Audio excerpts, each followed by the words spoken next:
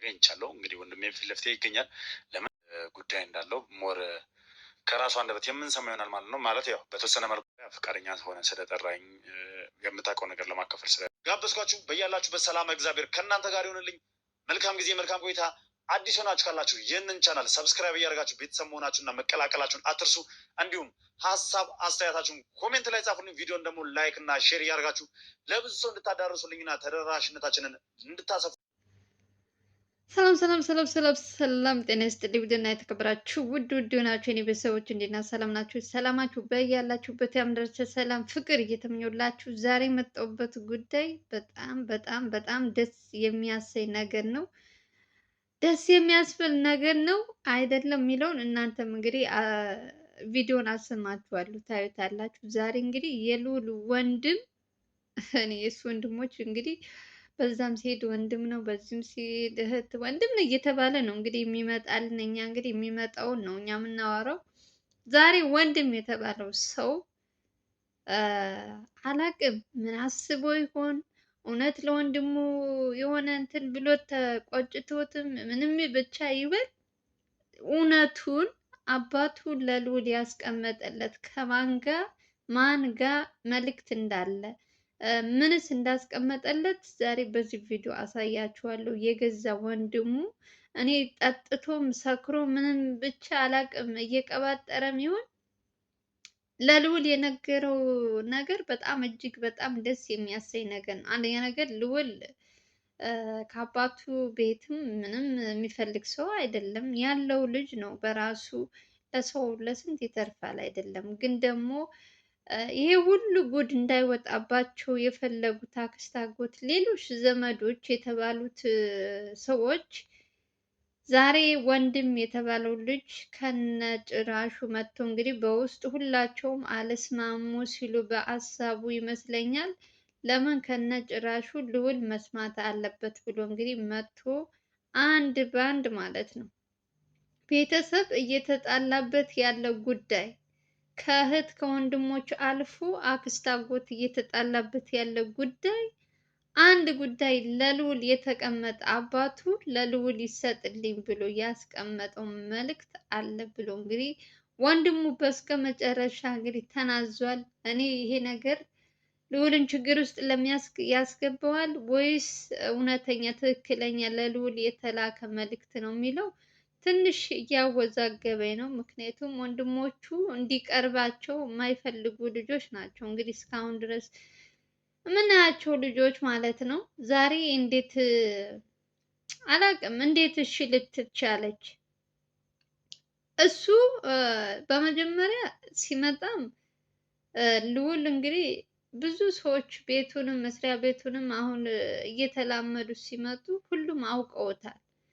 ሰው በዚያ መልክ ደግሞ መስሪያ ቤት ድረስ ዛሬ ቢሮ መጥቶ ወንድም የተባለው ሰው ከእህት እና ከወንድሞች ጋር እንዲሁም ከአክስቶች ጋር ያልተስማማውበት ጉዳይ አለ። አባታችን ከመሞቱ በፊት ይላል። እንግዲህ አላቅም እንግዲህ እኔ ይቅርታ አድርጉልኝና እዚህ ጋር ግን እናንተም እንደኔ ምን ማለት የተወዛገባችሁባችሁ ነገር ሊኖር ይችላል። አባቱ በህይወት አለ ሞቷል የሚለው ነገር እያወዛገበኝ ስለሆነ ነው። ዛሬ ወንድምየው አባታችን ሳይሞት ያስቀመጠልህ መልእክት አለ። እሱም ደግሞ በአባታቸው ስም ድርጅት አለ አሉ። መቼም እኛ የማንሰማው ጉድ የለም። ድርጅቱ እዚህ አዲስ አበባ ውስጥ በዛውም ዝም ብሎ እንደዚህ ትንሽ ጥቃቅን ምናምን እንዳይመስላችሁ። ይሄ ልጅ ከጤናው እንደው ከልቡ ነው እያወራ ያለው እስከምል ድረስ ማለት ነው። ወንድም የተባለው ሰውዬ ሙሉ ድርጅቱ አስቡት።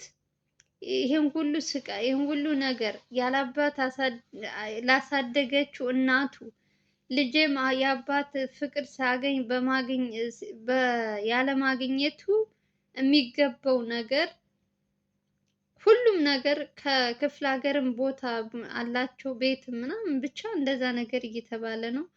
ግን ደግሞ ዛሬው ከበድ ያለው ችግር ደግሞ የመጣው ለልዑል ድርጅቱ ሙሉ በሙሉ በልዑል ስም እንዳለ ነው እንግዲህ እየተነገረ ያለው። ይሄማ ደስ ይላል። እኔ የእውነት ይሄ ልጅ እንደው ልዑልን ችግር ውስጥ የማያስገባው ከሆነ በጣም ደስ ብሎኛል። ምክንያቱም እነዚህ ሰዎች እንዳይቀርባቸው የፈለጉት ችግር ምን አይነት ችግር ቢኖርባችሁ ነው እያላችሁ እናንተም በውስጣችሁ ብዙ ጥያቄ ሊኖር ይችላል። እና አሁን ላይ ወንድምየው መጥቶ እንግዲህ ውስጥ ላይ እነሱ እርስ በርሳቸው ሳይስማሙ ሲቀሩ ነው ዛሬ ልዑል ጋር መጥቶ ስለ ድርጅቱ ሙሉ በሙሉ በሱ ስም እንደሆነ እየተናገረ ያለው። ይሄ ነገር አላቅም ለልዑል ችግር ወጥመድ ለመፍጠር ነው ወይስ ትክክለኛ ነው? ደግሞ ለልዑል የተቀመጠበት ውልና ማስረጃ የሚባለው ደግሞ ያለበትን የያዘው ሰውዬ ደግሞ እዚሁ አዲስ አበባ ነው። እሱ ከአንተ ጋር እንዳይገናኝ ስልኩን በምንኛውም እንትን እያስፈራሩት ያሉት ማናቸው? የነሱ ዘመዶች ወይም የልዑል አጎት፣ አክስት የተባሉት እህት፣ ወንድም የተባሉት ናቸው እያስፈራሩት ያለው። ያ ሰውዬ ኦሬዲ የአደራ መልእክት ማለት ነው። አደራ ከተባላችሁ አንድ ሰው ሳይሞት አደራ ካላችሁ በጣም ከባድ ነገር፣ ከምንም በላይ አደራ የሰው ሀቅ እንትን ማለት በጣም ከባድ ነው። እሱ አደራ የተባለውን ለመስጠት ለልዑል፣ እነዛኞቹ ደግሞ በቤተሰቡ ይሄዱበታል፣ በልጆቹ በምን እያሉ እያስፈራሩ ሰውየውን እንዳይወጣ ከልዑል ጋር እንዳይገናኝ፣ ልዑል እውነቱን እንዳያቅ፣ አባቱ ምን እንዳስቀመጠለት እንዳያቅ ያረጉት ደግሞ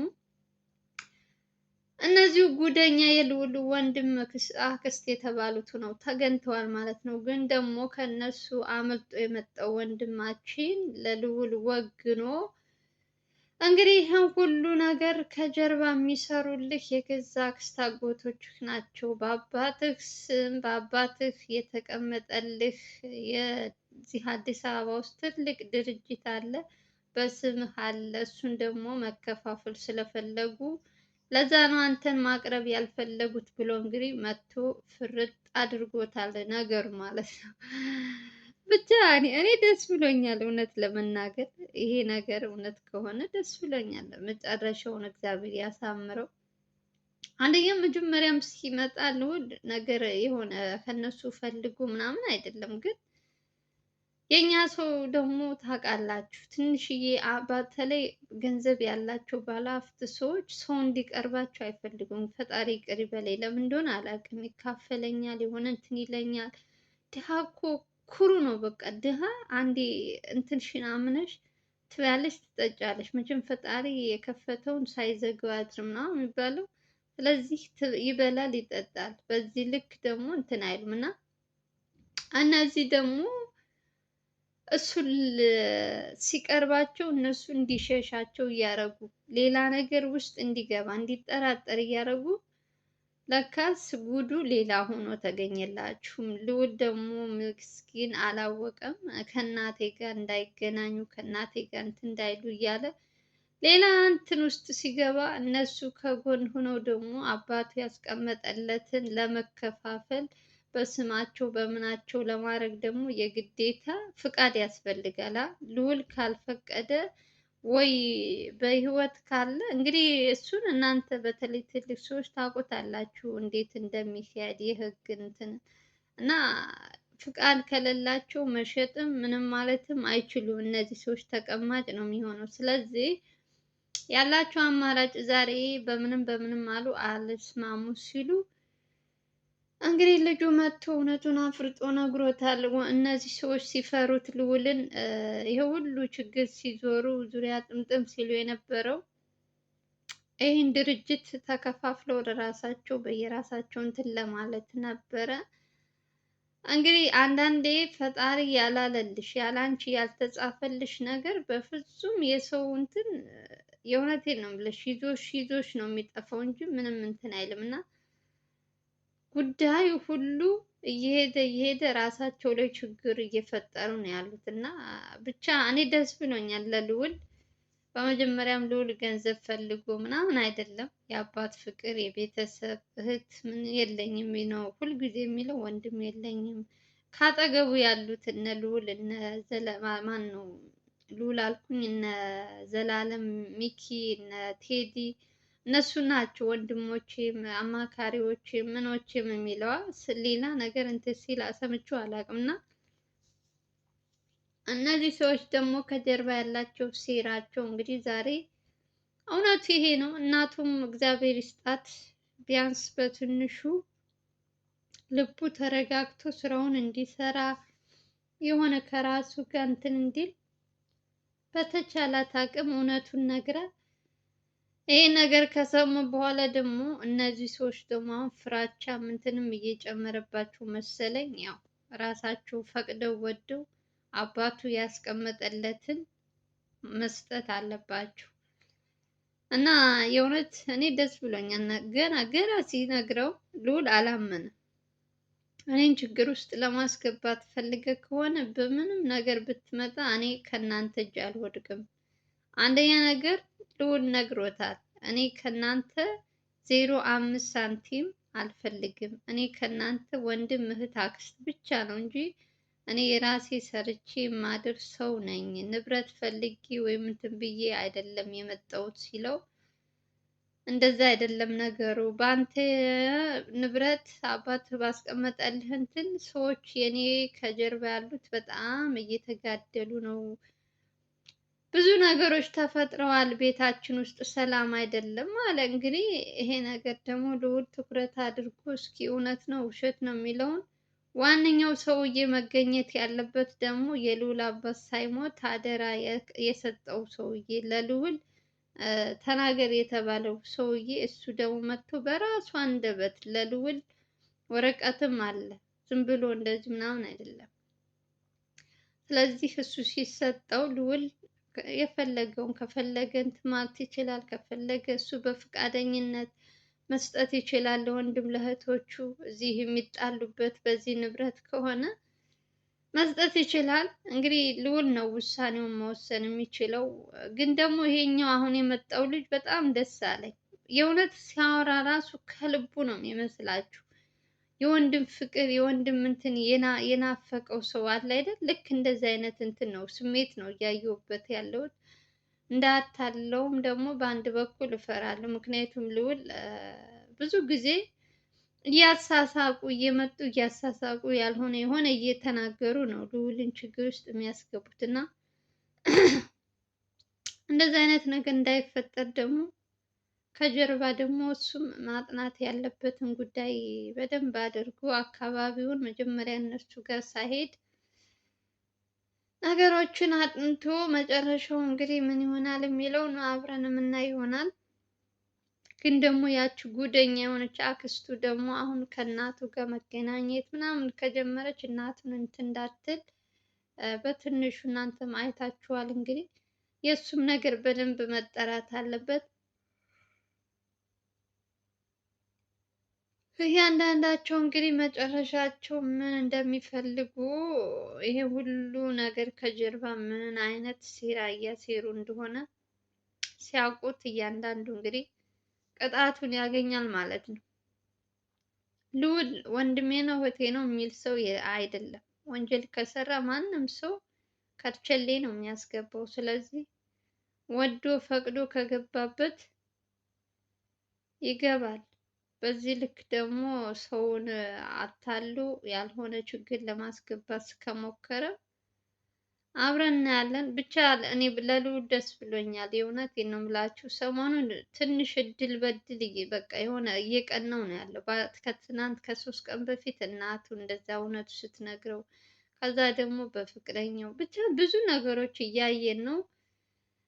ሁሉም ነገር እየተስተካከለ ነው። እንግዲህ እንደው ያሰብነው ተሳክቶልን ልዑልም የሚያስበው ተሳክቶለት የሚያገባበትን ቀን መቼ ነው እያላችሁ እናንተም በጉጉት ስትጠብቁ ስለነበር ይሄ ነገር ተዘግቶ ወደ ድሮው ተመልሶ አዲሱ ህይወቱን እልል ብለን ድረነው ከዛ በኋላ በቃ የራሳቸው ጉዳይ ነው። ከዛ ራሳቸው በራሳቸው ወንድማማቾች ናቸው። ሲጣሉ ሲታረቁ ሚዲያ ላይ ማምጣት የለባቸውም። ራሱ ጉዳያቸውን በውስጥ መጨረስ ይችላሉ። የእውነት አንዳንዴ የውስጣችሁ የቤታችሁ ገመና ብዙ ጊዜ ሶሻል ሚዲያ ተጠቃሚ ብቻ ስለሆነን መተን እዚህ ጋር ማውራት የለብንም። አንዳንዴ በውስጥ የሆነ ሚስጥር የሚባል ነገር አለ። እየያዝንን እንትን ማለት እንችላለን። ሰውና ሰው ይጋጫል። ብዙ ነገሮች አሉ። ደግሞ ይቅርታ መባባል ደግሞ ታላቅነት ነው። ልዑል ደግሞ የይቅርታ ሰው ነው። ከነገራችን ላይ በጣም የዋህ ፈሪሃ እግዚአብሔር ያለበት ከእናቱም ጭምር እያያችሁ ነው። እና ለይቅርታ ያለው ልብ በጣም ደስ የሚል ነገር ነው። ታርቀው ደግሞ ሰላም አውርደው ንብረት ነው። የእውነት ተራ ነገር ነው። በዚህ ምድር ላይ እንደ ብር እንደ እንትን የሰውን ህይወት የሚያበላሽ ነገር የለም። ከምንም በላይ ሰላም ነው እና በሰላም ደግሞ አንድ ላይ ሆኖ የምናይበት ቀን ይመጣል ብዬ አስባለሁ። የልዑል ወንድም ዛሬ ሁላችሁም እርግጠኛ ነኝ ደስ እንደሚያሰኛችሁ ለልዑል እውነቱ ስለተናገረው። እስኪ ምን ተሰማችሁ የሚለውን ኮሜንት ስር ጻፉልኝ። እንግዲህ አዲሱ መረጃችን ይሄ ነው። ቪዲዮ ስትጀምሩ ላይክ እያደረጋችሁ አዲስ ከሆናችሁ ሰብስክራይብ አድርጉ። በሌላ ቪዲዮ እንገናኛለን። አገራችን የኢትዮጵያን ሰላም ፍቅር ያምጣልን እያለን በየትኛውም ዓለም ያላችሁ ሰላማችሁ ይብዛ። የምወዳችሁ ባይ